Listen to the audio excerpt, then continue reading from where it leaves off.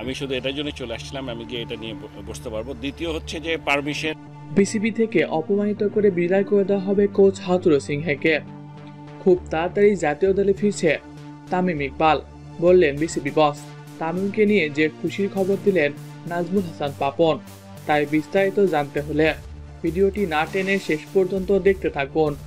আর আপনি যদি আমাদের চ্যানেলে নতুন হয়ে থাকেন তাহলে এক্ষুনি সাবস্ক্রাইব করে রাখুন। ফেসে যাচ্ছে বাংলাদেশ জাতীয় দলের প্রধান কোচ হাথুরু সিংহে। শ্রীলঙ্কার এই কোচ বাংলাদেশের বিরুদ্ধে নানান সময় নানান বাজে মন্তব্য করে আলোচনা থাকেন। তবে এবার বিপিএল কে সার্কাস লিগ বলে ফেসে যাচ্ছেন হাথুরু সিংহে। ক্রিক ইনফোকে দেওয়া এক সাক্ষাৎকারে বিপিএল কে অপমান করে বলেন, বিপিএল হলো একটা সার্কাস লিগ।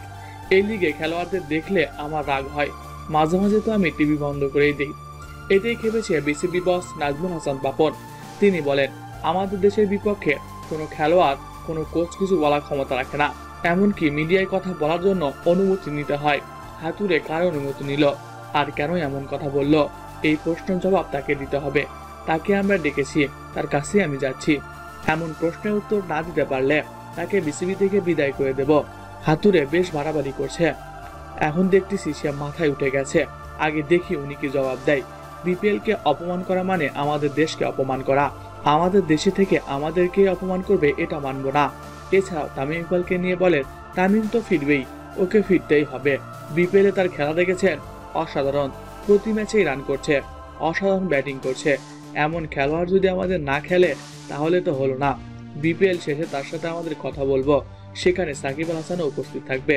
মাশরাফিকেও ডেকেছি, দরকার পড়লে প্রধানমন্ত্রীকেও ডাকবো। তারপরও তামিমকে দলে চাই। তো প্রিয় দর্শক, কে কে চান হাথুরু সিংহের বিদায় হোক কমেন্ট করে জানিয়ে দিন। এছাড়াও খেলাধুলার সকল আপডেট সবার আগে পেতে হলে আমাদের চ্যানেলটি সাবস্ক্রাইব করতে ভুলবেন না। ধন্যবাদ সবাইকে।